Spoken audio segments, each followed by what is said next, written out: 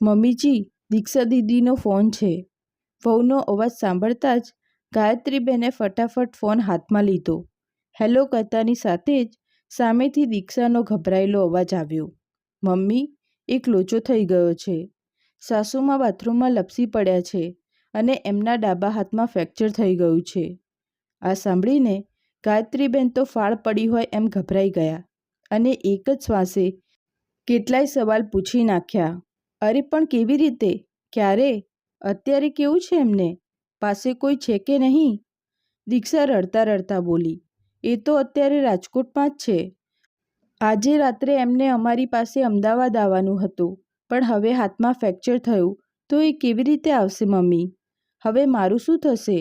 3 અઠવાડિયા પછી કૌશિક પણ અમેરિકા જવાનો છે અને આવતા અઠવાડિયે તો મારી ડિલિવરી છે. મમ્મી, તમે આવી શકશો? દીક્ષાની વાત સાંભળીને ગાયત્રીબેન એક પળ માટે તો સાવ મૂંગા જ થઈ ગયા. હજુ મહિનો પહેલાં જ દીકરાના લગ્ન થયા હતા.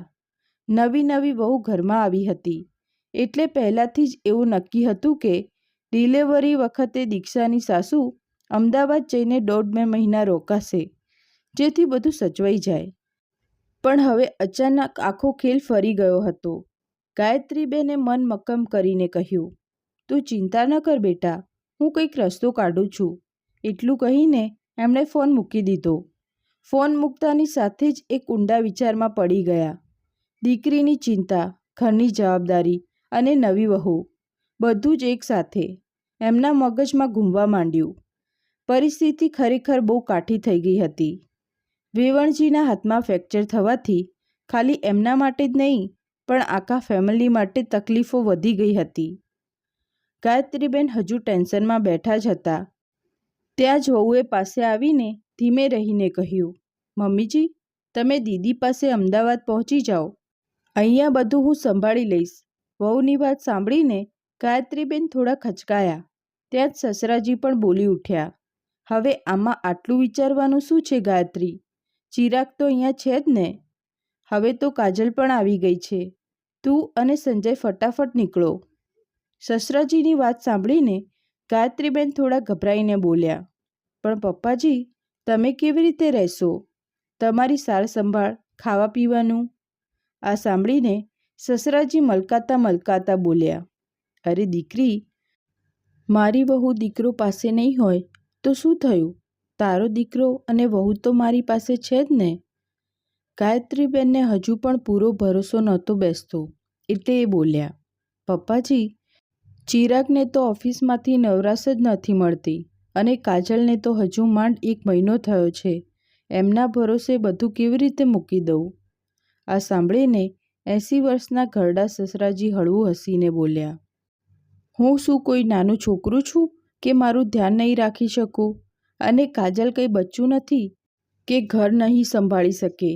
તારા લગ્ન થયા હતા ત્યારે તે પણ 20 વર્ષની ઉંમરે બધું સંભાળી જ લીધું હતું ને. અને તારી સાસુ, એ તો બિચારી 16 વર્ષની હતી જ્યારે પરણીને આવી હતી. ત્યારે એના માટે પણ બધું નવું જ હતું ને. તો પછી કાજલ કેમ નહીં સંભાળી શકે? સસરાની વાત સાંભળીને કાજલે પણ ધીમે રહીને ટાપસી પુરાવી, હા દાદાજી, હું બધું સાચવી લઈશ. એના અવાજમાં થોડો સંકોચ પણ હતો અને જવાબદારી ઉપાડવાની હિંમત પણ. ગાયત્રીબેને પહેલાં સસરા સામે જોયું અને પછી વહુ સામે, ને કંઈ પણ બોલ્યા વગર નીચું જોઈ ગયા. હાલત જ એવા હતા કે ઈચ્છા હોવા છતાં એ વધારે દલીલ કરી શકે તેમ ન હતા. સસરાજી પોતાની રીતે વહુનો આત્મવિશ્વાસ વધારતા હતા, પણ ગાયત્રીબેનને ખબર હતી કે પપ્પાજીને બાથરૂમ સુધી જવામાં પણ કેટલી તકલીફ પડે છે. આવા ટાણે ઘરની આખી જવાબદારી કાજલના ભરોસે છોડવી એમને અંદરથી ફાળ પડતી હતી. મનમાં વારંવાર એક જ વિચાર આવતો હતો કે આજકાલની છોકરીઓને ઘર સાચવવામાં આટલી બધી ક્યાં ગતાગમ હોય છે. પણ સંજોગો આગળ એમનું કંઈ ચાલ્યું નહીં અને આખરે એમણે નમતું જોખમવું જ પડ્યું. આમ જુઓ તો કાજલને આ ઘરમાં આવ્યાને હજુ માંડ મહિનો થયો હતો અને તેમાંય અડધો ટાઈમ તો પિયર જવામાં, હનીમૂનમાં ને હરવા ફરવામાં જ નીકળી ગયો હતો. દીકરાના લગ્ન પછી ગાયત્રીબેને માંડ મહેનત કરીને ઘરની આખી ગાડી પાટે ચડાવી હતી. એટલે આ બધું મૂકીને અમદાવાદ જવાનું એમનું મન જરાય માનતું ન હતું. પણ વખતની નજાકત જોઈને એમને મન કઠણ કર્યું. વહુને જરૂરી બધી શિખામણો આપી, પપ્પાજીનું ધ્યાન રાખવાનું કીધું અને પછી સંજયભાઈ સાથે નીકળી પડ્યા. અહીંયા દીક્ષાના ઘરે તો આખી પરિસ્થિતિ જ અલગ હતી. 9મો મહિનો પૂરો થવા આવ્યો હતો. ગમે ત્યારે ડિલિવરી થઈ જાય એવું હતું. ગાયત્રીબેન અને સંજયભાઈ પહોંચ્યા. એના 4 દિવસમાં દીક્ષાએ એક મસ્ત મજાની દીકરીને જન્મ આપ્યો. આખા ઘરમાં ખુશીની લહેર દોડી ગઈ. થોડા દિવસ પછી કૌશિક પણ અમેરિકા જવા રવાના થઈ ગયો. હવે બધી જવાબદારી ગાયત્રીબેનના માથે આવી ગઈ હતી. એમણે પૂરા મનથી દીક્ષાનું ઘર સંભાળી લીધું અને સંજયભાઈ બહારના કામકાજમાં લાગી ગયા. દિવસો કેવી રીતે વીતી રહ્યા હતા એની કોઈને ખબર જ ના પડી. એક બાજુ નવજાત બાળકીની કિલકારીઓ હતી અને બીજી બાજુ જવાબદારીઓનું ચક્કર. આ બધાયમાં ગાયત્રીબેન અને સંજયભાઈનો સમય ક્યાંય નીકળી ગયો એ ખબર જ ન પડી. બીજી બાજુ ઘરે ફોન કરે ત્યારે દર વખતે એક જ જવાબ મળતો, અહીંયાની ચિંતા ના કરશો, બધું બરાબર છે. સસરાજી હંમેશા એમને હિંમત આપતા રહેતા.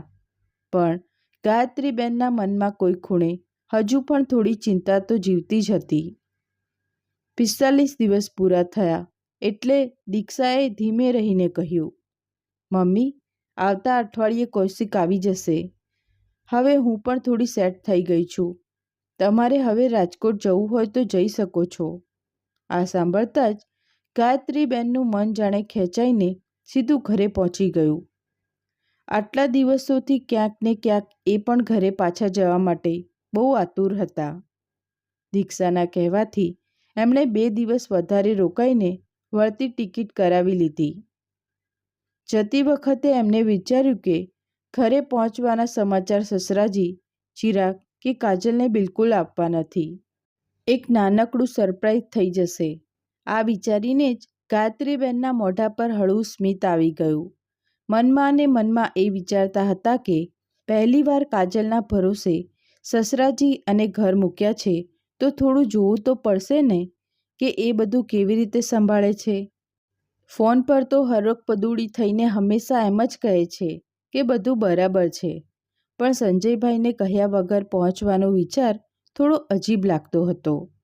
રસ્તામાં ટ્રેનમાં બેઠા હતા ત્યારે સંજયભાઈએ આ વિશે પૂછ્યું તો ગાયત્રીબેને ધીમે રહીને પોતાનું મન ખોલ્યું. જો આપણે અચાનક પહોંચી જઈશું ને તો જ અસલી વાતની ખબર પડશે. ગાયત્રીબેનના શબ્દોમાં એક માની ચિંતા અને વહુને પારખવાની છુપી ઈચ્છા ચોખ્ખી દેખાતી હતી. સંજયભાઈએ એમની વાત સાંભળી તો ખરી, પણ વધારે કંઈ બોલ્યા નહીં. એમને એમ લાગ્યું કે ગાયત્રી કદાચ બધાને રાજી કરવા માટે જ આવું સરપ્રાઈઝ આપવા માંગે છે. કોઈને પણ કહ્યા વગર જ્યારે બંને જણા ઘરે પહોંચ્યા ત્યારે પોતે જ એક મોટા સરપ્રાઈઝમાં મુકાઈ ગયા. દરવાજે તો તાળું લટકતું હતું. બહારનો ગેટ ભાડુઆતે ખોલ્યો અને જણાવ્યું, બધા સવારના જ ક્યાંક બહાર ગયા છે. એમણે વરંડામાં બેસીને ભાડુઆત પોતાના રૂમમાં ચાવી લેવા ગયો. ગાયત્રીબેન અને સંજયભાઈ આમ તેમ નજર ફેરવતા રહ્યા. ત્યાં જ એમની નજર સસરાજીના રૂમ તરફ ગઈ અને એ દ્રશ્ય જોઈને તો બંનેના હોશ ઉડી ગયા. દરવાજો ખુલ્લો હતો, પણ અંદર જોયું તો ખાલી પડદા અને પેઇન્ટિંગ જ દેખાતા હતા. બાકીનો બધો સામાન ગાયબ હતો. થોડીવારમાં જ્યારે ચાવી આવી અને એમણે બાકીના રૂમ જોયા ત્યારે ખબર પડી કે સસરાજીનો દીવાન, કબાટ અને બીજો બધો જરૂરી સામાન વરંડાની જોડે આવેલા પેલા નાનકડા ગેસ્ટ રૂમમાં શિફ્ટ કરી દીધો હતો. એ રૂમ સાવ સાંકડો અને સાધારણ હતો. આ જોઈને તો ગાયત્રીબેનના મગજની નસ ફાટી. એમને જોરદાર ગુસ્સો આવ્યો. કેટલી મહેનતથી એમણે પપ્પાજી માટે પેલો રૂમ સજાવ્યો હતો. મસ્ત મજાના પડદા, દિવાલો પર પેઇન્ટિંગ્સ, મખમલી ગાદીવાળી આરામદાયક ખુરશીઓ, છાપું રાખવા માટે નાની ટીપોઈ અને એક નાનું ટીવી. એક સુવિધાનું ધ્યાન રાખ્યું હતું અને આજે એમની ગેરહાજરીમાં બધું જ બદલાઈ ગયું. ગાયત્રીબેનનું મોઢું ગુસ્સાથી લાલચોળ થઈ ગયું. જોયું તમે? કાલની આવેલી છોકરીની હિંમત તો જુઓ. પપ્પાજી સાથે આવો વ્યવહાર. જો એ એમની સાથે આવું કરી શકતી હોય તો કાલે ઉઠીને આપણી સાથે શું કરશે? એમના મનમાં ગુસ્સો, દુઃખ અને અપમાન બધું જ એકસાથે ઉભરાઈ આવ્યું. એમને ચિરાગ પર પણ એટલો જ ગુસ્સો આવતો હતો કે એણે આ બધું થવા જ કેવી રીતે દીધું. ત્યાં જ પડોશમાં રહેતા એક માસી ત્યાં આવી ચડ્યા. ગાયત્રીબેનને જોઈને બોલ્યા, અરે વહુ, તમારા સસરાની તો બહુ માઠી દશા બેઠી છે. હું 1-2 વાર મળવા ગઈ હતી ત્યારે જોયું હતું કે તમારી નવું વહુએ એમનો રૂમ બદલી નાખ્યો છે. ઘણીવાર તો એમને વરંડામાં કે બગીચામાં એકલા ફરતા જોઉં છું. અમે તો વળી શું કહીએ?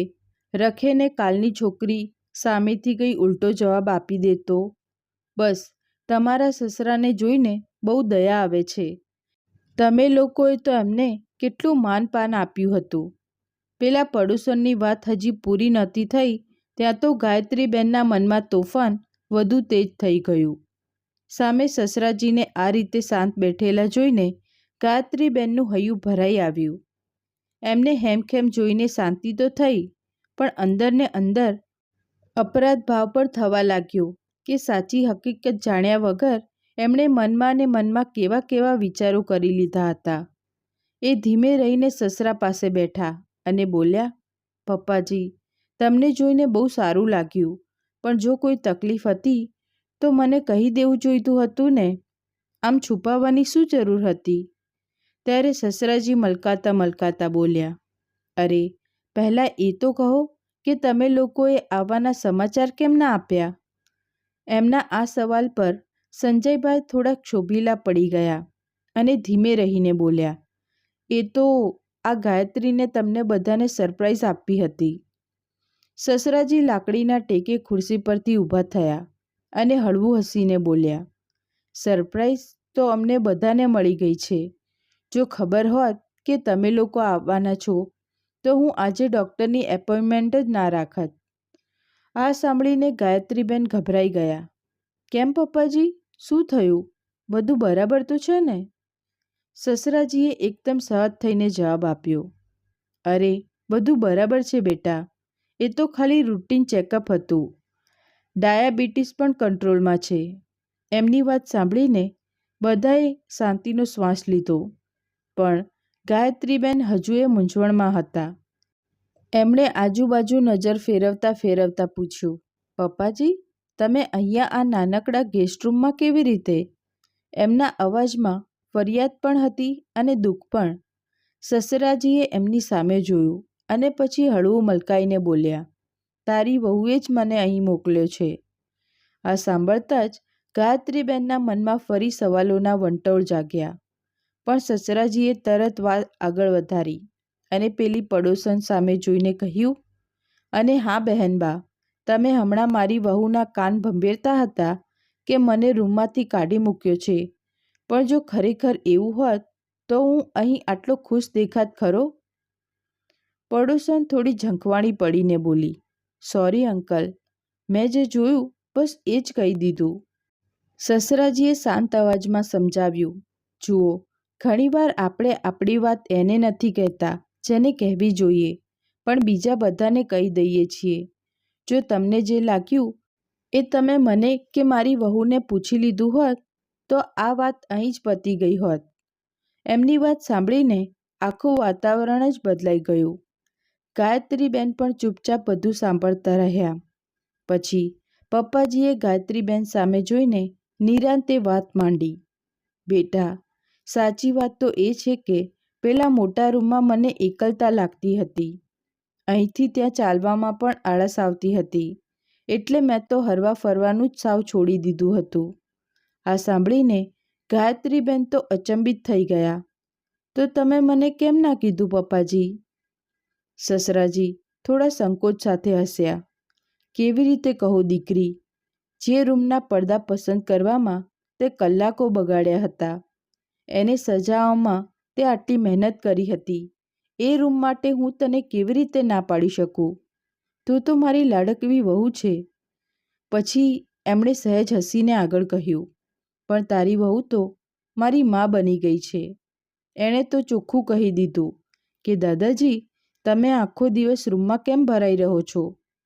આમ બેસી રહેશો તો શરીર વધારે બગડશે. એણે તો મારા રૂમમાંથી ખુરશીઓ કઢાવીને વરંડામાં મુકાવી દીધી અને બોલી કે ખુલ્લી હવામાં બેસો, લોકો જોડે મળો હળો. પપ્પાજીની આંખોમાં એક અલગ જ ચમક હતી. મેં એને કીધું કે વારંવાર રૂમ સુધી જવું મારા માટે ભારે પડે છે, તો એણે મને આ નાનકડો રૂમ આપી દીધો, જે સાવ પાસે જ છે, જેથી મારે બહુ ચાલવું ના પડે. પપ્પાજીની વાત સાંભળતા સાંભળતા ગાયત્રીબેનનો જોવાનો નજરિયો જ બદલાઈ ગયો. જે વાત એમને ખોટી લાગતી હતી એ જ હવે સમજદારી અને પોતાનાપણું લાગવા માંડી. એમના મનનો બધો જ ગુસ્સો ધીરે ધીરે ઓગળવા માંડ્યો અને કાજલ માટે માન વધી ગયું. પપ્પાજીએ હસતા હસતા આગળ કહ્યું, તારી વહુ બોલી, દાદાજી, જ્યાં સુધી ઠંડી છે ને ત્યાં સુધી તમે આ ગેસ્ટ રૂમમાં શિફ્ટ થઈ જાઓ. મને પણ એની વાત સાચી લાગી. અહીંથી વરંડો પણ પાસે છે અને બગીચો પણ ચોખ્ખો દેખાય છે. જ્યારે મન થાય ત્યારે બહાર નીકળી જાઉં છું, થોડું હરીફરી લઉં છું. આ ઝાડપાનને ફૂલ જોઈને મન રાજી થઈ જાય છે. પેલા ભાડુઆતના છોકરાઓ રમતા હોય છે, એમનો અવાજ સાંભળીને ઘરમાં રોનક રહે છે. પેલો નાનો છોકરો છે ને, એ તો રોજ સાંજે 6 વાગે લૂડો લઈને આવી જ જાય છે. એની સાથે રમતા રમતા સમય ક્યાં નીકળી જાય છે ને એ ખબર જ નથી પડતી. એ થોડીવાર રોકાયા અને પછી સંતોષભર્યા અવાજે બોલ્યા, અહીંયા મને હરવા ફરવામાં બહુ શાંતિ રહે છે. હવે પડી જવાની બીક નથી લાગતી. આજુબાજુ બારી બારણા કે ટેબલ ખુરશીનો ટેકો મળી રહે છે. હવે તો લાકડીની જરૂર પણ ઓછી પડે છે. પપ્પાજીની આંખોમાં ચમક હતી અને ચહેરા પર એક અલગ જ સંતોષ દેખાતો હતો. ત્યાં જ બહારથી હસવા બોલવાનો અવાજ આવ્યો અને કાજલ દોડતી અંદર આવી. એણે નમીને બધાના આશીર્વાદ લીધા અને ઉત્સાહમાં બોલી, અરે, તમે લોકો આવવાના હતા તો કીધું કેમ નહીં? ખબર હોત તો અમે આજે હોસ્પિટલ ના ગયા હોત. ગાયત્રીબેન હજુ કંઈ બોલ્યા નહીં એટલે પપ્પાજીએ હસીને કીધું, તારી મમ્મીને તમને બધાને સરપ્રાઈઝ આપી હતી. કાજલ ખડખડાટ હસી પડી અને બોલી, આજે તો સાચે જ સરપ્રાઈઝનો જ દિવસ છે. મારા બધા રિપોર્ટ્સ પણ નોર્મલ આવ્યા છે, જુઓ તો ખરા. એના ચહેરા પર ખુશી ચોખ્ખી દેખાતી હતી. એ આગળ બોલી, દાદાજીને ફરવા જવા માટે અમે રોજ કહેતા હતા, પણ આ તો એમના રૂમમાં જ ભરાઈ રહેતા હતા. પછી મેં વિચાર્યું કે જો દાદાજી નહીં ચાલે તો મારે જ અહીંયાનું વાતાવરણ બદલવું પડશે. બસ એક નાનકડો નુસ્ખો અજમાવ્યો અને હવે જુઓ, એ પોતે જ રોજ ટહેલવા નીકળી પડે છે. એ હસતા હસતા બોલી, કહેવાય છે ને કે તરસ્યાએ કૂવા પાસે જવું જ પડે. બસ મેં પણ એ જ કર્યું. આ રૂમની પાસે જ વરંડો છે, એટલે દાદાજીનો અડ્ડો હવે અહીંયા જ જામી ગયો છે. હવે તો દાદાજી સવાર સાંજ બગીચામાં તડકો પણ લે છે અને બધાની જોડે હસી મજાક પણ કરે છે. કાજલની વાતો સાંભળીને પપ્પાજી મલકાઈ રહ્યા હતા. એમના ચહેરા પર વહુ માટેનું વહાલ અને ગર્વ ચોખ્ખું દેખાતું હતું. અને ગાયત્રીબેન, એ તો બસ ચૂપચાપ ઊભા રહીને આ બધું સાંભળતા જ રહ્યા. એમના મનમાં જે વહેમ હતો ને એ હવે સાવ ઓગળી ગયો હતો. જે વહુ એમને સાવ નાસમજ અને બેદરકાર લાગતી હતી એ જ આજે સમજદારી અને લાગણીનું ઉદાહરણ બની ગઈ હતી. ગાયત્રીબેનની આંખો થોડી ભીની થઈ ગઈ. એમને પોતાની જૂની વિચારધારા પર પસ્તાવો પણ થતો હતો અને કાજલ પર ગર્વ પણ. એ દિવસે ગાયત્રીબેન મનથી એક વાત સમજી ગયા કે સંબંધોને પારખતા પહેલાં એમને સમજવા બહુ જરૂરી છે. દરેક સંબંધ કે દરેક વસ્તુ એવી નથી હોતી જેવી આપણને પહેલી નજરે દેખાય. ઘણીવાર નજરિયો બદલતાની સાથે જ આખી દુનિયા અને આખી વાર્તા બદલાઈ જતી હોય છે. અને જ્યાં સમજણ, પોતાનાપણું અને આદર હોય ને ત્યાં ગમે તેવો સંબંધ આપોઆપ જ મજબૂત થઈ જાય છે. એ રાત્રે ઘરની હવા જ કંઈક અલગ હતી. બહાર તો બધું નોર્મલ હતું, પણ ગાયત્રીબેનની અંદર એક અલગ જ મનોમંથન ચાલતું હતું. આખા દિવસમાં એમણે જે જોયું, સાંભળ્યું અને અનુભવ્યું એ બધું જ એમના મગજમાં ઘૂમતું હતું. જે વહુને એ અત્યાર સુધી કાચી પાપડ જેવી ગણતા હતા, એ જ આજે એમને સૌથી સમજદાર લાગી. અને જે વાત પર એમને પહેલાં ચચરાટ થતો હતો, એ જ વાત હવે એમને પપ્પાજી માટે સૌથી બેસ્ટ લાગતી હતી. એ પોતાના રૂમમાં સૂતા હતા, પણ ઊંઘ તો એમની આંખોથી જોજનો દૂર હતી. મન વારંવાર કાજલના ચહેરા પર જઈને અટકતું હતું. એની વાતોમાં જે પોતિકાપણું હતું, જે સચ્ચાઈ હતી, એમાં ક્યાંય દેખાડો ન હતો. એ બધું સીધું દિલથી નીકળતું હતું. થોડીવાર પછી ગાયત્રીબેન ઊભા થયા અને ધીરે ધીરે રસોડા તરફ ગયા. ત્યાં ઝીણો પ્રકાશ બળતો હતો. અંદર જઈને જોયું તો કાજલ ચૂપચાપ બીજા દિવસની તૈયારી કરતી હતી. શાક સુધારતી હતી, લોટ બાંધતી હતી અને સાથે સાથે કાલના કામનું લિસ્ટ પણ બનાવતી હતી. ગાયત્રીબેન ઘડીક તો દરવાજે ઊભા રહીને એને જોતા જ રહ્યા, કશું બોલ્યા વગર, જાણે પહેલીવાર પોતાની વહુને સમજવાની કોશિશ કરી રહ્યા હોય. કાજલે જેવી નજર ઊંચી કરી કે ગાયત્રીબેનને જોઈને હળવું મલકાઈ. અરે મમ્મીજી, તમે હજુ સુધી ઊંઘ્યા નથી? કોઈ જોતું હતું તમારે? ગાયત્રીબેને ધીમેથી માથું ધુણાવ્યું. ના, બસ એમ જ. અને પછી થોડા ખચકાટ સાથે અંદર આવીને એની પાસે ઊભા રહ્યા. થોડીવાર બંને વચ્ચે શાંતિ રહી. પછી ગાયત્રીબેન ધીમે રહીને બોલ્યા. આજે પપ્પાજી વિશે જે ખબર પડી ને, એ સાંભળીને મને બહુ શરમ આવી. એમનો અવાજ ધીમો હતો, પણ એમાં સચ્ચાઈ હતી. મેં તારા વિશે કેટલું ખોટું વિચારી લીધું હતું બેટા. મને એમ કે તે એમને રૂમમાંથી કાઢી મૂક્યા. હું કેટલી ખોટી હતી. તે તો ઉલટાની એમની જિંદગી સરળ કરી દીધી. કાજલે કામ કરતાં કરતાં જ એકદમ સહજતાથી કહ્યું. મમ્મીજી, જો હું સાચું કહું ને તો શરૂઆતમાં મેં પણ તમને સમજવામાં ભૂલ કરી હતી. ગાયત્રીબેન તો અવાક થઈ ગયા. એટલે તારો કહેવાનો મતલબ શું છે? કાજલ મલકાઈને બોલી. મને એવું લાગતું હતું કે તમે બહુ કડક છો, પણ હવે સાચે જ સમજાયું કે તમે ખાલી આ ઘરને સરખી રીતે સાચવવા માંગતા હતા, અને હું પણ એ જ કરવા માંગુ છું. ગાયત્રીબેનની આંખો ભરાઈ આવી. આટલા વર્ષોમાં એમણે ક્યારેય કોઈની સાથે આટલી ખુલીને વાત નહોતી કરી, અને એમાંય વહુ સાથે તો ખાસ નહીં. એમણે ધીમે રહીને કહ્યું. તે પપ્પાજી વિશે જે વિચાર્યું ને, એ તો હું ક્યારેય ના વિચારી શકી. સાચે જ બેટા, તું બહુ ડાઈ છે. હું તો બસ એ જ મથામણમાં હતી કે બધું પહેલાં જેવું જ રહે. કાજલે કામ પડતું મૂકીને એમની સામે જોયું. મમ્મીજી, ઘણીવાર જે પહેલાં હતું ને એ દર વખતે સાચું જ હોય એવું જરૂરી નથી, અને જે નવું હોય એ ખોટું પણ ના હોય. આ વાત સીધી ગાયત્રીબેનના કાળજે ઉતરી ગઈ. જાણે કોઈએ ધીરે રહીને એમની વિચારવાની રીત જ બદલી નાખી.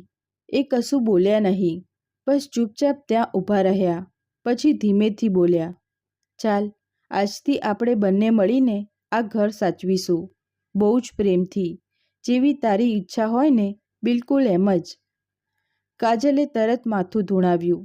ના મમ્મીજી, જેવી આપણા બંનેની ઈચ્છા હોય બિલકુલ એમ જ. એ રાત્રે રસોડામાં ખાલી જમવાનું નહોતું બની રહ્યું, એક નવો સંબંધ પણ રંધાઈ રહ્યો હતો. સાસુ અને વહુનો નહીં, પણ બે એવી સ્ત્રીઓનો જે એકબીજાને હવે સમજવા માંડી હતી. હવે પછીના થોડા દિવસમાં ઘરનું વાતાવરણ ધીરે ધીરે બદલાવા માંડ્યું. પહેલાં જ્યાં ગાયત્રીબેન હરેક કામ પોતે જ કરતા અને કોઈને અડવા પણ નહોતા દેતા, હવે એ કાજલ સાથે બેસીને કામ વહેંચવા માંડ્યા હતા. એની પસંદ મુજબ કામ કરવા લાગ્યા હતા.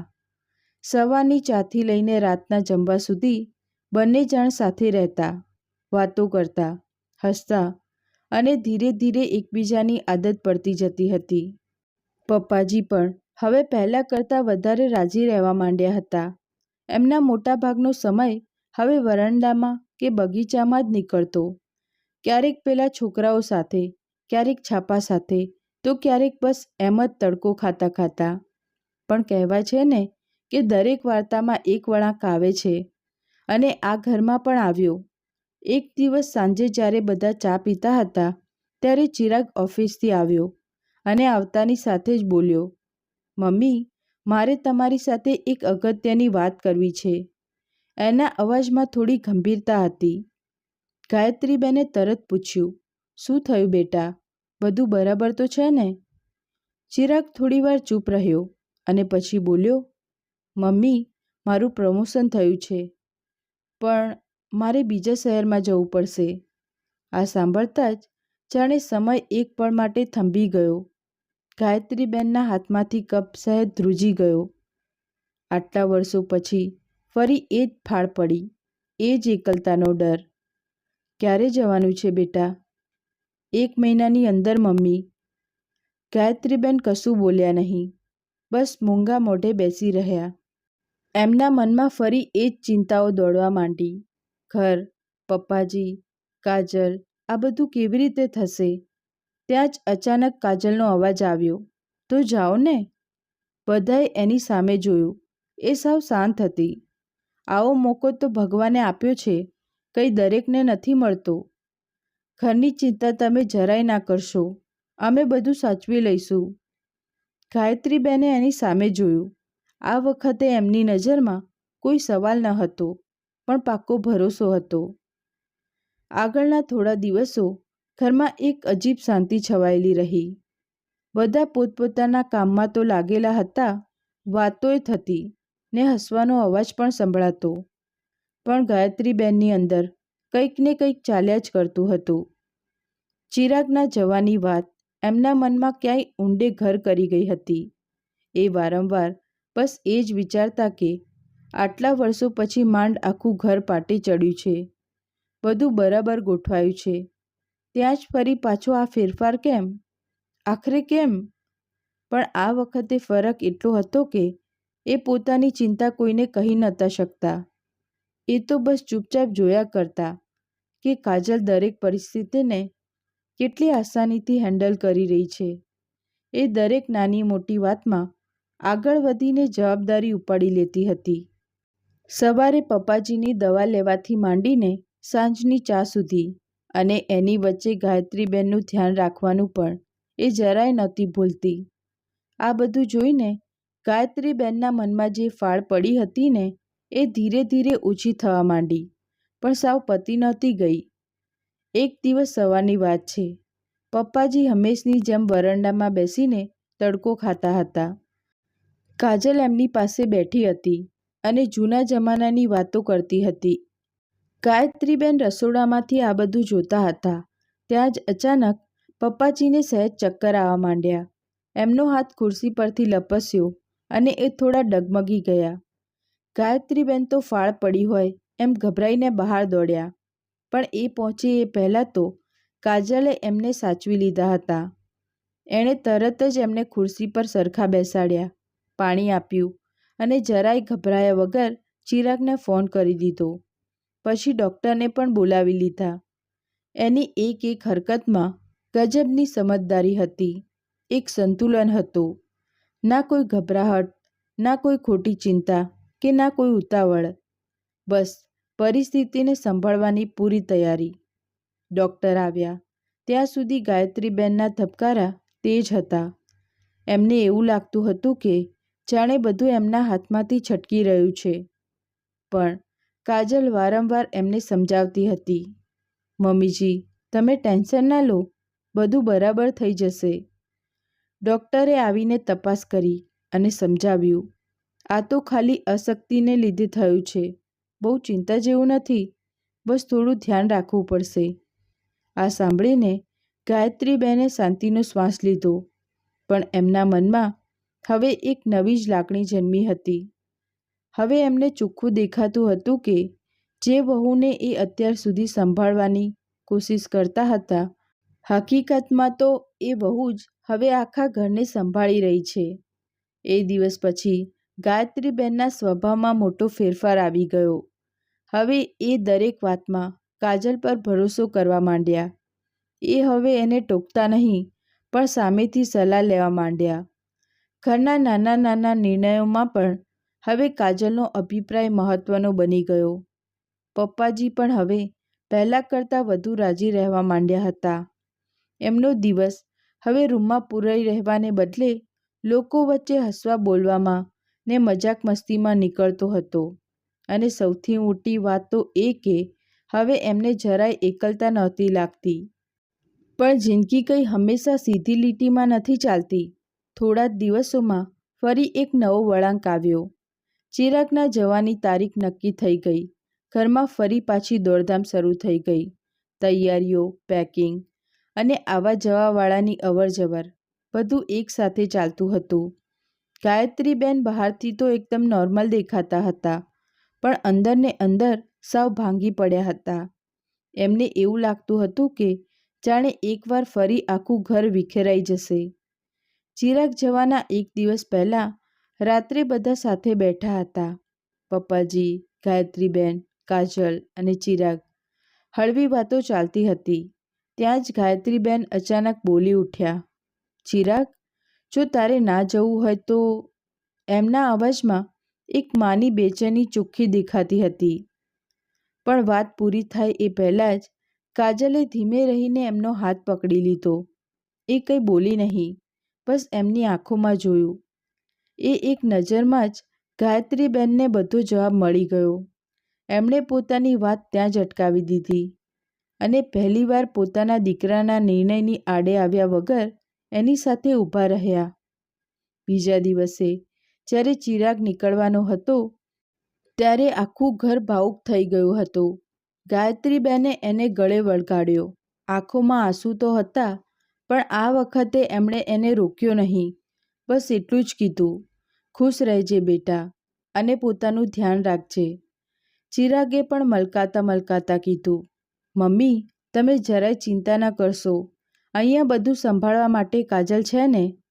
આ સાંભળીને ગાયત્રીબેનની નજર પોતાની મેળે જ કાજલ તરફ ગઈ અને આ વખતે એમના ચહેરા પર એક સાચું સ્મિત હતું. ચિરાગના ગયા પછી ઘરમાં ફરી એકવાર શાંતિ છવાઈ ગઈ. પણ આ વખતે એ શાંતિ આકરી નહોતી લાગતી. એમાં એક પોતિકાપણું હતું, એક ભરોસો હતો. ગાયત્રીબેન હવે એકલા ન હતા. એમની સાથે કાજલ હતી, એમની વહુ. અને હવે આ સંબંધ ખાલી સાસુ વહુનો નહોતો રહ્યો. આ તો એવી બે સ્ત્રીઓનો સંબંધ બની ગયો હતો જે એકબીજાની તાકાત બની ગઈ હતી. દિવસો વીતતા ગયા અને સમયની સાથે ઘરના સંબંધો વધુ મજબૂત થતા ગયા. પણ એક દિવસ અચાનક ગાયત્રીબેનના પિયરથી સમાચાર આવ્યા કે એમની નાની બહેનની તબિયત બહુ જ લથડી ગઈ છે. એમને તાત્કાલિક નીકળવું પડ્યું. જતી વખતે આ વખતે એમના મનમાં પેલો જૂનો ડર ન હતો. એમને પૂરા વિશ્વાસ સાથે ઘરની ચાવીઓ કાજલના હાથમાં મૂકી અને બસ એટલું જ કીધું, બધું સંભાળી લેજે બેટા. કાજલે હસીને માથું ધૂણાવ્યું, પણ એની અંદર પણ જવાબદારીનો અહેસાસ હવે વધુ ગાઢ બન્યો હતો. હવે આ ખાલી એક ઘર ન હતું, આ એની પરીક્ષા હતી, એના સંબંધોની અને એની ફરજની. ગાયત્રીબેનના ગયા પછી ઘરનું અસલી ચિત્ર સામે આવ્યું. સવારથી રાત સુધીનું એક એક કામ, પપ્પાજીની સાર સંભાળ, બહારની દોડધામ અને પોતાની જાતને સંભાળવી. પણ કાજલે ક્યાંય હાર ના માની. એણે દરેક જવાબદારી એવી રીતે નિભાવી જાણે એ વર્ષોથી આ જ કરવા માંગતી હોય. પાડોશીઓ પણ હવે તો એના વખાણ કરવા માંડ્યા હતા. જે લોકો પહેલાં ખાલી જોયા કરતા હતા એ હવે સમજવા માંડ્યા હતા કે વહુમાં દમ છે. થોડા દિવસ પછી જ્યારે ગાયત્રીબેન પાછા આવ્યા ત્યારે એમણે જોયું કે ઘર જેવું મૂકીને ગયા હતા એવું જ નહીં, પણ એનાથી એ ક્યાંય સારું હતું. એકે એક વસ્તુ એની જગ્યાએ હતી. પપ્પાજી પહેલાં કરતાં વધુ રાજી દેખાતા હતા અને સૌથી મોટી વાત તો એ કે ઘરમાં એક શાંતિ અને શકૂન હતું. ગાયત્રીબેન દરવાજે ઊભા રહીને આ બધું જોઈ રહ્યા હતા.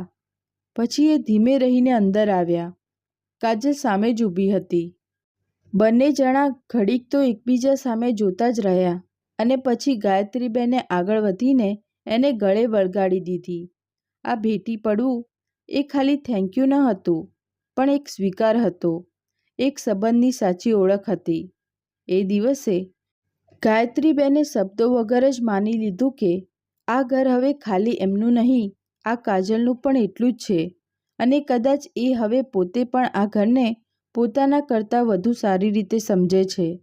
અને બસ અહીંથી જ આ ઘરની વાર્તા એક નવા વળાંક પર આવી ગઈ, જ્યાં સંબંધો ખાલી નિભાવવા ખાતર નથી નિભાવાતા, પણ એકબીજાને સમજીને, અનુભવીને અને દિલથી જીવવામાં આવે છે. સમય જાણે હવે નિરાંતે ચાલવા માંડ્યો હતો. ઘરમાં હવે બધું જ પહેલાં કરતાં વધુ ઠરેલ લાગતું હતું. ગાયત્રીબેન જ્યારે પણ કાજલને કામ કરતી જોતા ને ત્યારે એમના ચહેરા પર એક અલગ જ સંતોષ દેખાતો. હવે એમને દરેક કામમાં પોતે જ પંચાત કરવાની ઉતાવળ નહોતી રહેતી. એ બસ બેસીને જોતા, સમજતા અને ક્યારેક તો કશું બોલ્યા વગર જ મલકાઈ દેતા. જાણે એમને હવે પાકો ભરોસો થઈ ગયો હતો કે ઘર સાચા હાથમાં છે. પણ જિંદગીની અસલી પરીક્ષા ત્યારે જ આવે છે જ્યારે બધું બરાબર ચાલતું હોય અને બસ એક દિવસ અચાનક એવો વળાંક આવ્યો જેણે ઘરની શાંતિને ફરી એકવાર હચમચાવી દીધી. એક બપોરની વાત હતી. પપ્પાજી હંમેશ મુજબ વરંડામાં બેઠા હતા. મીઠો તડકો હતો અને ઠંડો પવન વાતો હતો. કાજલ એમની પાસે બેસીને ઊંઘથી કંઈક ગૂંથતી હતી. ત્યાં જ અચાનક ફોનની ઘંટડી વાગી. કાજલે જોયું તો ચિરાગનો ફોન હતો. એણે તો હસતા મોઢે ફોન ઉપાડ્યો, પણ બીજી જ સેકન્ડે એના મોઢાનો રંગ ઉડી ગયો. એની આંખોમાં ફાળ પડી અને અવાજ સાવ ધીમો પડી ગયો. શું? ક્યારે? કેવી રીતે? ગાયત્રીબેન જે અંદર રૂમમાં હતા એ તરત દોડતા બહાર આવ્યા. શું થયું કાજલ? કાજલે પોતાની જાતને સંભાળતા માંડ માંડ કીધું, મમ્મીજી, ચિરાગનો એક્સિડન્ટ થયો છે. આ સાંભળતા જ ગાયત્રીબેનના પગ નીચેથી જમીન સરકી ગઈ. એમના હાથ પગ ધ્રુજવા માંડ્યા. કેવો છે એ? બરાબર તો છે ને?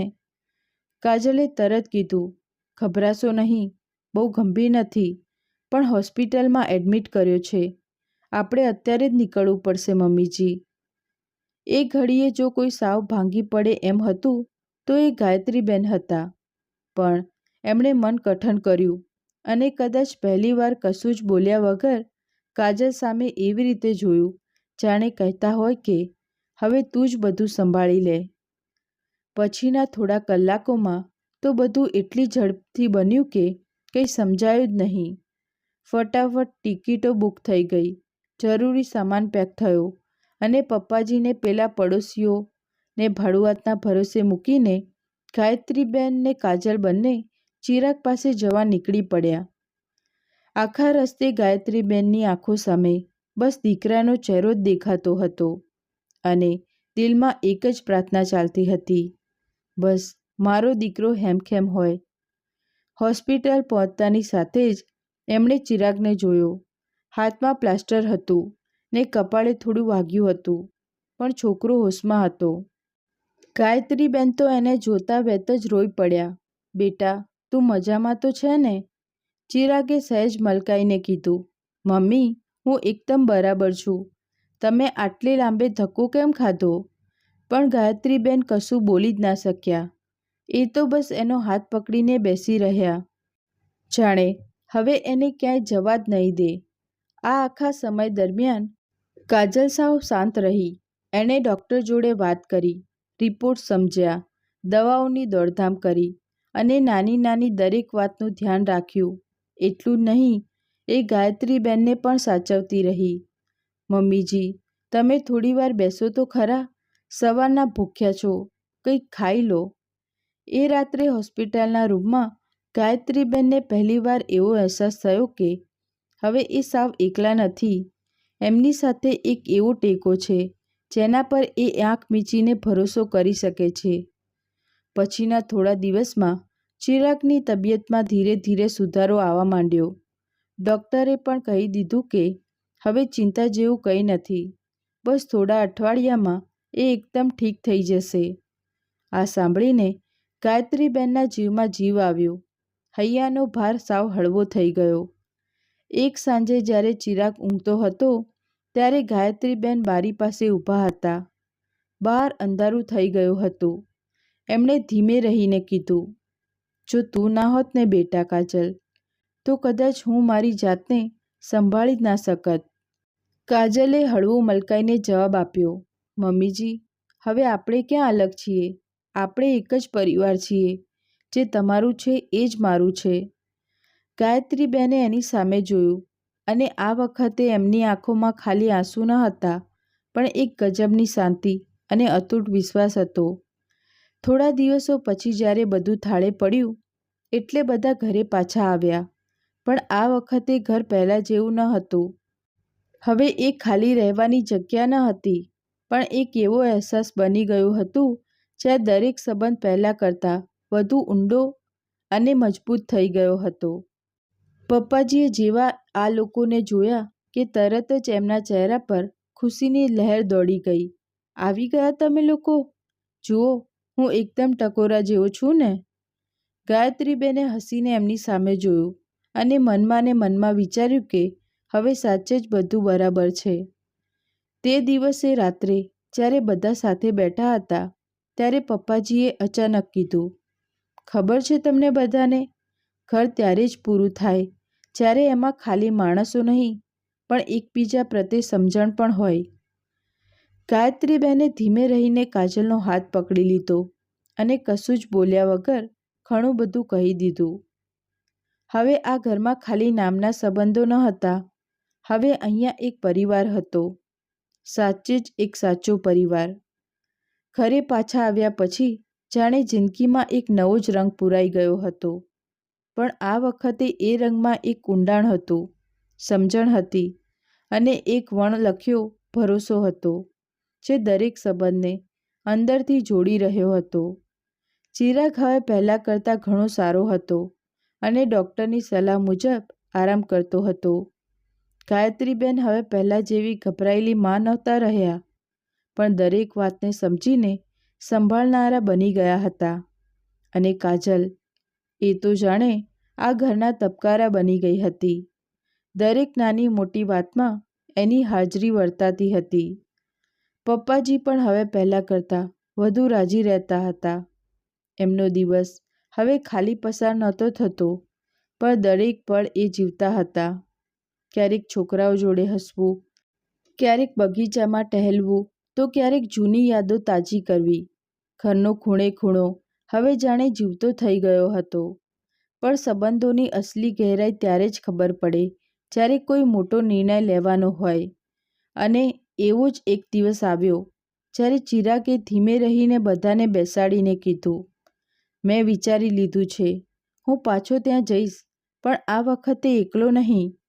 એની વાત સાંભળીને બધાની નજર એના પર ટકી ગઈ. ગાયત્રીબેનના મનમાં ફરી સહેજ ફાળ પડી. એટલે શું કહેવા માંગે છે તું? ચિરાગે કાજલ સામે જોયું અને બોલ્યો, હું ઈચ્છું છું કે કાજલ મારી સાથે આવે. આ સાંભળતા જ જાણે એક પળ માટે હવા થંભી ગઈ. ગાયત્રીબેનનું હૈયું એકદમ ભારે થઈ ગયું.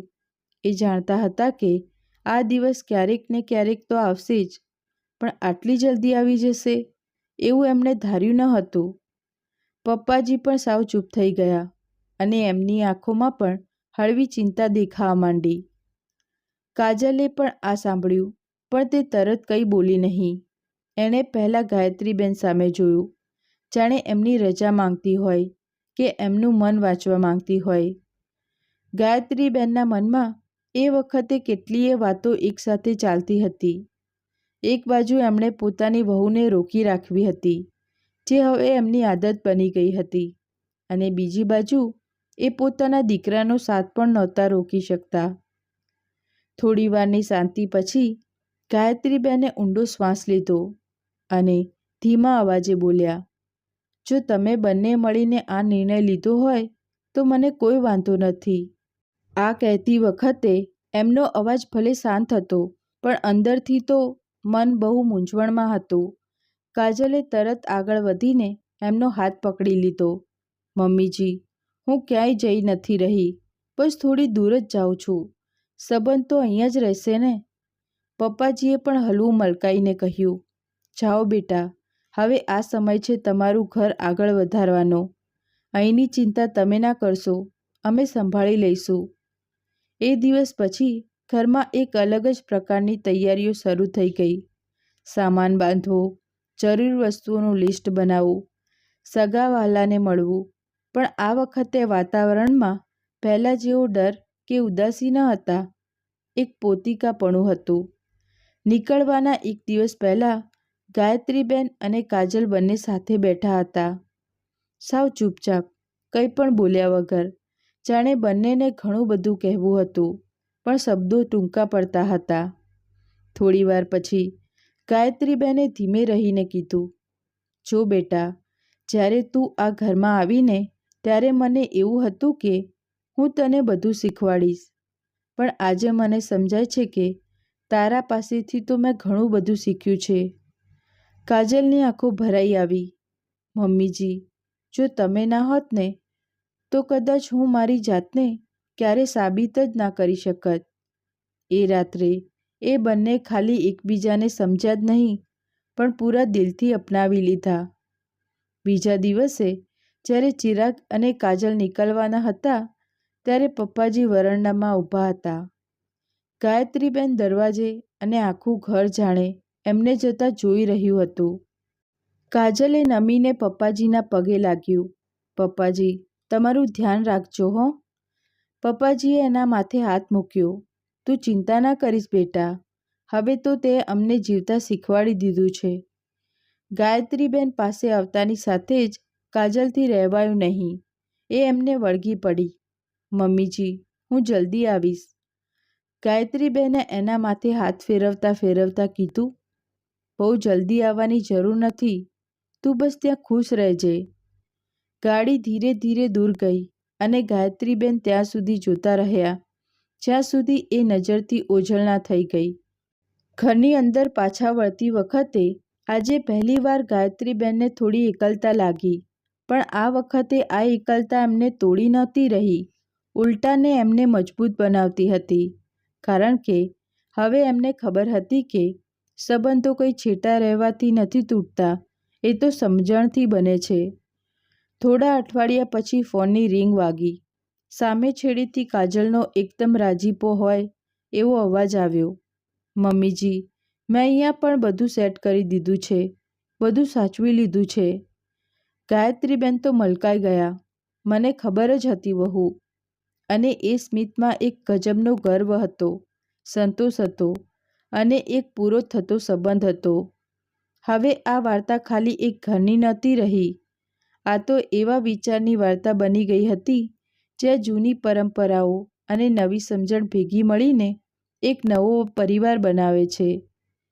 જ્યાં સાસુ અને વહુનો સંબંધ ખાલી જવાબદારી નથી હોતો, પણ એક પાકી દોસ્તી બની જાય છે. અને જ્યાં દરેક સંબંધ સમય જતાં વધુ ને વધુ મજબૂત થતો જાય છે. કાજલ અને ચિરાગના ગયા પછી ઘર સાચે જ બદલાઈ ગયું હતું. પહેલાં જે ખૂણે ખૂણો કાજલની અવર જવરથી ભરેલો રહેતો હતો, ત્યાં હવે એક નાનકડી શાંતિ હતી. પણ આ શાંતિ એવી ન હતી જે મનને ખૂંચે.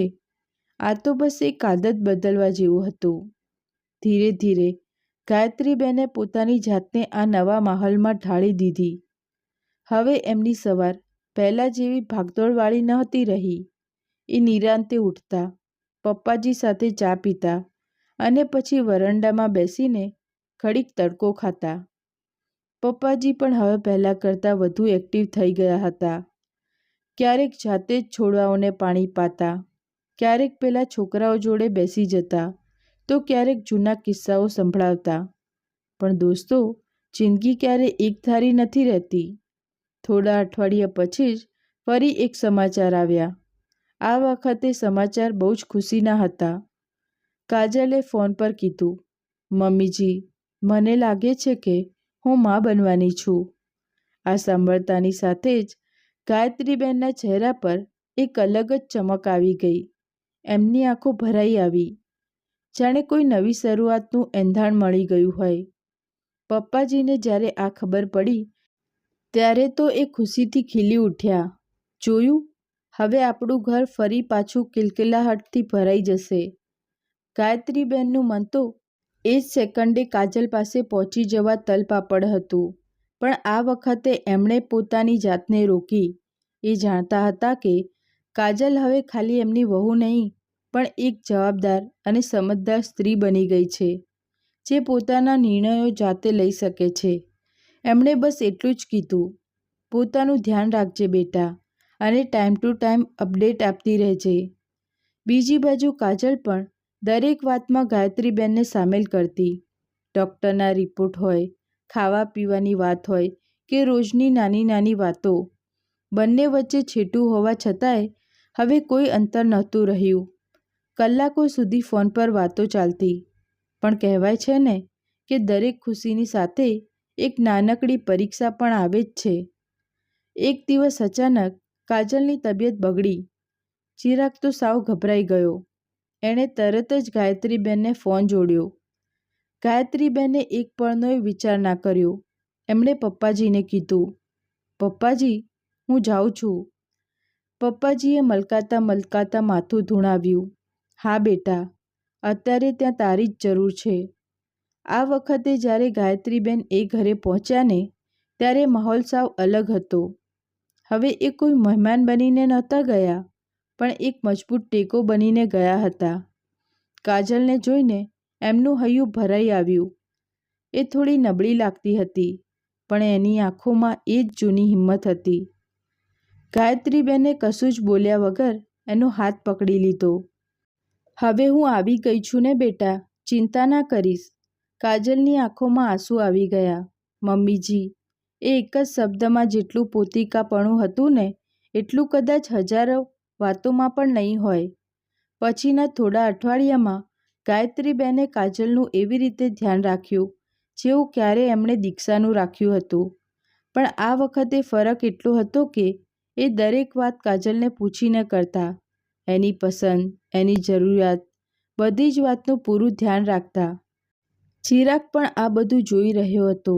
એક બાજુ એની મા અને બીજી બાજુ એની પત્ની, અને બંને વચ્ચે જે આ નવો સંબંધ બંધાયો હતો ને, એ ખરેખર એક દાખલો આપવા જેવો હતો. સમય ધીરે ધીરે વહેતો ગયો, અને આખરે એ દિવસ આવી જ ગયો જ્યારે કાજલે એક વહાલા જેવા દીકરાને જન્મ આપ્યો. હોસ્પિટલમાં જ્યારે ડૉક્ટરે છોકરાને ગાયત્રીબેનના ખોળામાં મૂક્યો ને, ત્યારે એમની આંખોમાંથી હરખના આંસુ સરી પડ્યા. એમને લાગ્યું કે જાણે જિંદગીનું આખું ચક્ર આજે પૂરું થયું છે. પપ્પાજીને જ્યારે આ સમાચાર મળ્યા ત્યારે એમણે ફોન પર જ કહી દીધું, બેટા, હવે જલ્દી ઘરે આવી જા. મારે મારા પૌત્રના દીકરાને રમાડવો છે. થોડા દિવસ પછી જ્યારે બધા ઘરે પાછા આવ્યા ત્યારે આખું ઘર ફરીથી ખીલી ઉઠ્યું. એ જ વરંડો ને એ જ બગીચો, પણ આ વખતે એમાં એક નાનકડી કિલકારી ગૂંજતી હતી. એક સાવ નવી શરૂઆત હતી. ગાયત્રીબેને બાબલાને તેડ્યો અને કાજલ સામે જોયું. બંનેની આંખોમાં એક જ ભાવ હતો, સંતોષ. હવે આ ઘર ખાલી એક પરિવાર નહોતું રહ્યું, આ તો એક વિરાસત બની ગયું હતું, જ્યાં દરેક પેઢી કંઈ શીખે છે, કંઈક શીખવાડે છે, અને સંબંધોને વધુને વધુ મજબૂત બનાવે છે. અને આ રીતે આ વાર્તા ખાલી સાસુ વહુની ના રહી. આ તો સમજણ, વિશ્વાસ અને પ્રેમની એક એવી કહાની બની ગઈ જે સમય જતાં વધુને વધુ ખાટી થતી ગઈ. બાબલાના ઘરે આવ્યા પછી તો જાણે ઘરના ધબકાર જ બદલાઈ ગયા. હવે તો હર સવાર એના રુદનના ઝીણા અવાજથી પડતી, અને રાત એની કિલકારીઓ વચ્ચે વીતતી. પેલા વરંડામાં બેસી રહેતા પપ્પાજી હવે તો સૌથી પહેલાં ઉઠીને છોકરા પાસે પહોંચી જાય, એની આંગળી પકડીને કલાકો સુધી મલકાયા કરે અને કહે, જોજે હો, હવે અહીંયા જ દોડતો થશે, આ જ આંગણામાં. ગાયત્રીબેન જ્યારે આ બધું જોતા ને, ત્યારે એમના ચહેરા પર ગજબની શાંતિ વળી જતી. એમને લાગતું કે સાચે જ જિંદગીનું આખું ચક્ર પૂરું થયું છે. ક્યારેક બધું એમને એકલે હાથે સાચવ્યું હતું, હવે એ જ જવાબદારીઓ ધીરે ધીરે નવી પેઢીના હાથમાં જઈ રહી હતી. કાજલ હવે મા બની ગઈ હતી, પણ એની સમજદારી અને ધીરજ તો પહેલાં કરતાંય વધી ગયા હતા. એ છોકરાને સાચવતી, આખું ઘર સંભાળતી અને સાથે સાથે ગાયત્રીબેનનું પણ પૂરેપૂરું ધ્યાન રાખતી. ઘણીવાર ગાયત્રીબેન એને ટોકતા, બેટા થોડો આરામ કર, બધું એકલી ના કરાય. પણ કાજલ હસીને વળતો જવાબ આપતી, મમ્મીજી તમે પણ તો આખું બધું એકલા જ સંભાળ્યું હતું ને, હવે મારો વારો છે. આ સાંભળીને ગાયત્રીબેન પાસે કોઈ જવાબ જ ના રહેતો. એ તો બસ ચૂપચાપ વહુને વહાલથી જોયા કરતા, એ જ ગર્વ સાથે જેવો એક માને પોતાની દીકરી પર થાય. થોડા દિવસ પછીની એક સાંજની વાત છે. બધા જ વરંડામાં બેઠા હતા. ઠંડો પવન વાતો હતો. બાબલાને ખોળામાં લઈને પપ્પાજી એને વાર્તાઓ સંભળાવતા હતા. જાણે પેલો બધુંય સમજતો ના હોય. ચિરાગ બાજુમાં જ બેઠો હતો અને કાજલ ચા લઈને આવી. ગાયત્રીબેન આ બધાને જોઈ રહ્યા હતા. એમની નજર એક એક ચહેરા પર ઠરતી હતી અને દરેકના મોઢા પર એમને શાંતિ દેખાતી હતી. ત્યાં જ અચાનક ચિરાગ બોલ્યો, મમ્મી હું વિચારું છું કે હવે કાયમ માટે અહીંયા જ પાછો આવી જાઉં. આ સાંભળતા જ બધાની નજર એના પર ગઈ. ત્યાં કામ તો બહુ સારું છે, પણ ઘર જેવી શાંતિ નથી મળતી અને હવે તો આ નાનો પણ છે, એટલે હું ઈચ્છું છું કે આપણે બધા સાથે જ રહીએ. ગાયત્રીબેનના ચહેરા પર એક તેજ આવી ગયું, પણ એમને તરત કંઈ ના કીધું. એમણે કાજલ સામે જોયું. કાજલે ધીમેથી મલકાઈને કીધું, જ્યાં પરિવાર હોય ને ત્યાં જ સાચું સુખ લાગે. પપ્પાજીએ પણ હસતા હસતા કીધું, હવે ખબર પડી ને કે ઘરની કિંમત શું હોય. એ દિવસ પછી ઘરમાં ફરીથી એક નવી તૈયારીઓ શરૂ થઈ ગઈ. આ વખતે કોઈના જવા માટેની નહીં, પણ બધાના કાયમ સાથે રહેવા માટેની. રૂમોની સાફ સફાઈ, નવી વસ્તુઓની ખરીદી, જૂના સામાનને સરખો કરવો, દરેક કામમાં એક અલગ જ ઉત્સાહ હતો. એક નવી શરૂઆતનો અહેસાસ હતો. પણ આ વખતે ગાયત્રીબેનનો અંદાજ સાવ અલગ હતો. હવે એ બધું પોતે જ નક્કી નહોતા કરતા, પણ દરેક નિર્ણયમાં કાજલ અને ચિરાગને સામેલ કરતા હતા. એ હવે ખાલી આ ઘરની જવાબદારી નહોતી, પણ આ ઘરની સૌથી મજબૂત કડી બની ગઈ હતી, જે બધાને જોડીને રાખતી હતી. એક દિવસ રાત્રે જ્યારે બધા સૂઈ ગયા, ત્યારે ગાયત્રીબેન એકલા વરંડામાં બેઠા હતા. આંગણામાં આછો આછો ચાંદનીનો પ્રકાશ ફેલાઈ રહ્યો હતો. એમણે ધીમે રહીને આંખો બંધ કરી અને પોતાનો વીતેલો સમય યાદ કરવા માંડ્યા. એ દિવસો જ્યારે એ પોતે આ ઘરમાં નવી નવી આવી હતી. એ ડર, એ જવાબદારીઓ, પછી છોકરાઓનો ઉછેર અને પછી વહુનું આવવું અને પછી આ આખોય બદલાવ.